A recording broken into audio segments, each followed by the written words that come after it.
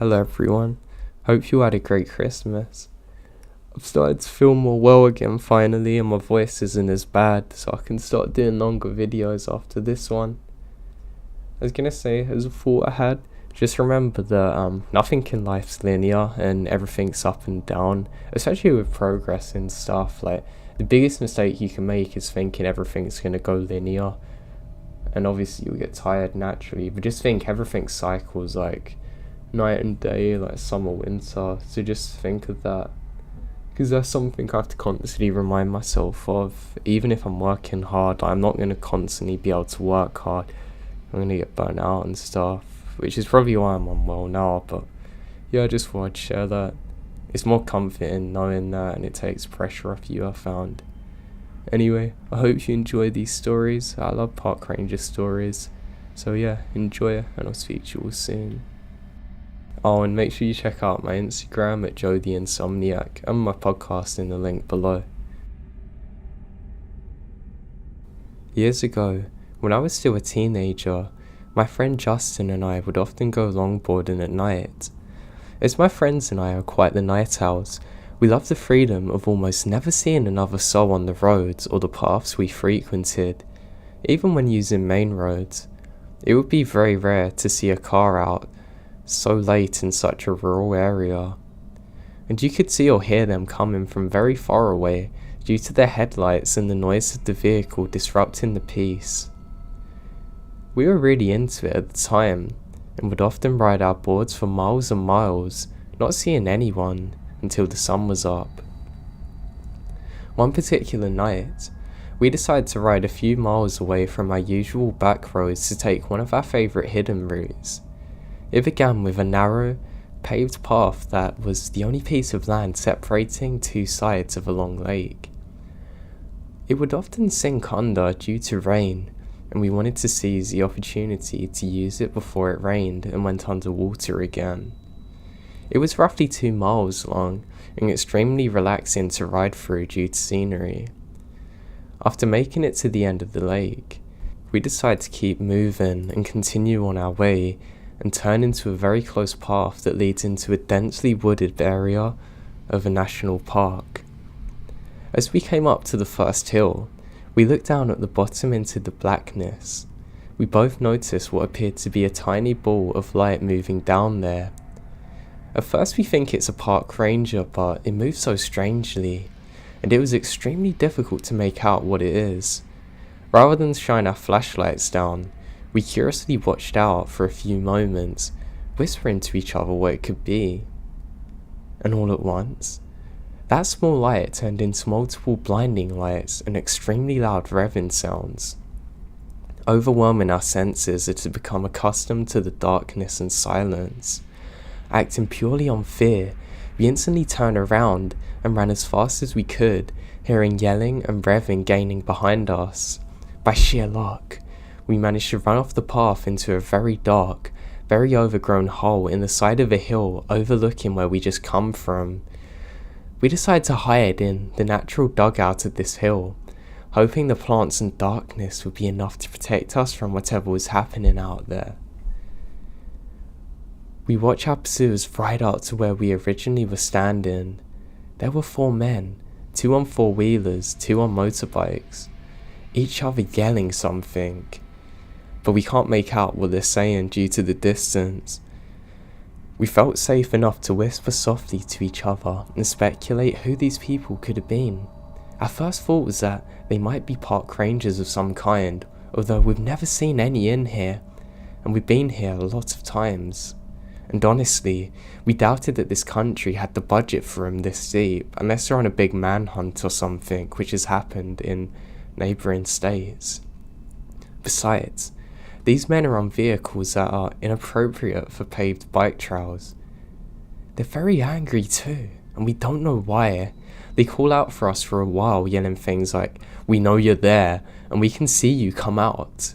We stay silent and decide to call on their bluffing instead of running.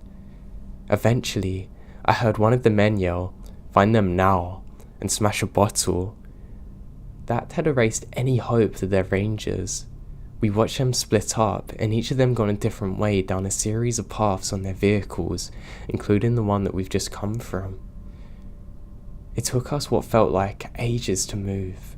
We're frozen in fear in that dugout, watching the lights from the vehicles travelling through the woods and paths. One of them already come in full circle and passing the point that we started on. I thought about calling for help, but I was too afraid. I was scared that the smallest amount of sound would give away our location. After waiting for the lights of the vehicles to reach our furthest distance yet, we finally summoned the nerve to get up and to run somewhere far enough away from them to make a call. We ran as hard and fast as we can through the woods, since their headlights gave their locations away on the paths. We would hide again whenever we felt like they're close. Our available hiding spots were getting progressively worse as the woodland became less dense, and the fear is overwhelming. Finally though, we emerged from the woods onto the intersection of the two main roads, far enough away from where we started. We ducked down into the ditch to call for help. I opened my phone. I noticed I had recent missed calls from one of our friends, Connor, who we're supposed to meet up with after our longboarding excursion. I called him and frantically asked where he is. Luck's with us again, and he hadn't given up on our plans despite us ignoring him. He's only a few miles away now, already heading in our direction. I gave him the names of two of the streets we're near. I explained that we need to be picked up immediately. He agrees to speed over to us while Justin and I were waiting and hiding. Thankfully, Connor arrived before any of them men did. We bolted into the back seat of his car, yelling for him to get out of there. He took off fast. Relief doesn't begin to explain how I felt after being safely driven home. After explaining everything that happened to Connor, we ended up just moving on with our night and decided not to call the police. We figured they'd be gone by the time any officer made it out there, and that we're putting ourselves at risk by admitting that we were breaking the law being out there. Justin and I later admitted to each other that when the Reverend started, we could see our minds going to Chainsaw Killer or something worse. Frustratingly enough, whatever them weird men saw that made them want to chase us so bad, we actually never saw, so they even had no reason to chase us. I never found out what they were actually doing or why they're so angry at us. I just know we're in a very dangerous situation, and to be honest, we're probably lucky to make it out of there alive.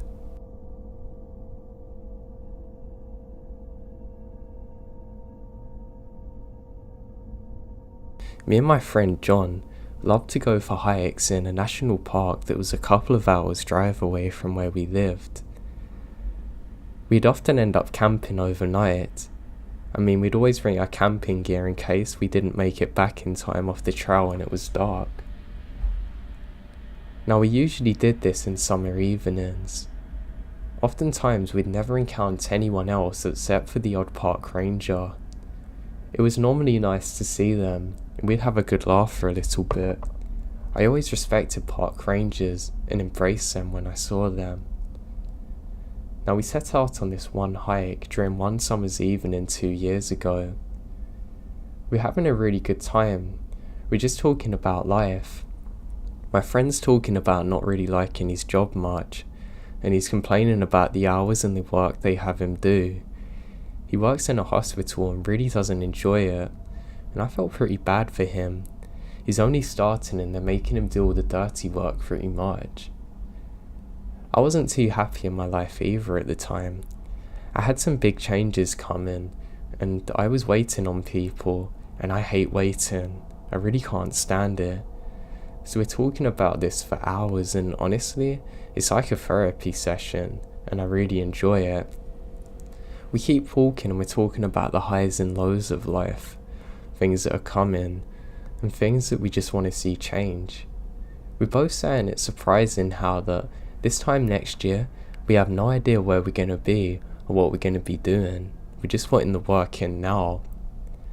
As we finish talking, we realise it's nightfall, and there's already moonlight illuminating around us. I love moonlight, and we say, hey, how about we set up camp? John agrees. We walk further down, and just as we think we found a good camping spot, we see another tent further up. Now there's this horrible smell there, so we're sure that whoever this is has hunted an animal, and they've left it out there, which is kind of disgusting, but they might be skinning it, getting it ready to eat. My friend goes over to say hello, and just say that not to worry about us, we're going to move further away so he can have his own space. And what do you know?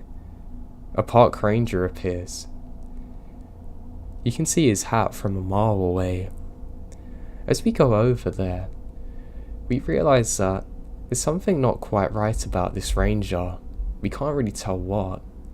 He doesn't have a normal uniform on. Well, he has a hat at least, but he has a big coat on. It's not cold enough for a coat. He says very few words when he speaks to us. He just says, yeah, I'm just setting up camp. We're out looking for someone, and that we should leave. I end up talking to him for a little while, and a lot of what he's saying doesn't make sense, and I get this really weird vibe from him, like he's looking at me but he's not, and he's trying to look through me at the same time, if that makes sense.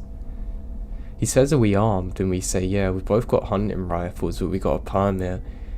He asks to see it, and my buddy shows him his. He says, that's okay, you haven't got to get yours out to me. And then John says that we need to get moving and should probably set up camp. He says fine, and the second he turns around, my buddy John grabs me hard by the arm and starts walking really fast, guiding me. Now I'm confused because, well, we're out in the middle of nowhere in a national park. There's gonna be lots of places we can go and set up our camp. But there was something different about the way he grabbed me. It felt really urgent. I can't describe it. I don't need to know any more about the situation, and I should start to lightly jog with him. The second we're away from the camp, I turn back and I can see the ranger still watching us. He's standing in the exact same spot as before though, which is something I find very odd. The second that we get over this hill, John says run, and I don't question it, and we start sprinting as fast as we can back the way we've come. He starts telling me, I don't think that's a park ranger. I say, what? You're kidding me? He says, no, just run. And we run for miles and have to stop eventually to catch up with our breaths. He says, I don't think that was a dead animal we could smell, and that guy definitely wasn't a park ranger. I said, how'd you know? He's just wearing a coat. He said when he looked at our permits, he didn't even look. And then he said it was fine, and a park ranger would have to check both of us had permits, pretty much. I got a horrible sinking feeling in my stomach as I remember turning round and looking at the park ranger just standing there staring at us, and a lot of what he said didn't make sense. God, it all clicked now. We continued hiking into the morning and eventually make it back to our car. We drive immediately to the park ranger station, and the park rangers there say that nobody's out in that area and they're definitely not camping. Eventually, they sent out some people to go and investigate and got the police involved. It turned out that they suspect that this guy had murdered someone, and where we encountered him, he moved everything and hid the body. The police are still out there looking for it today.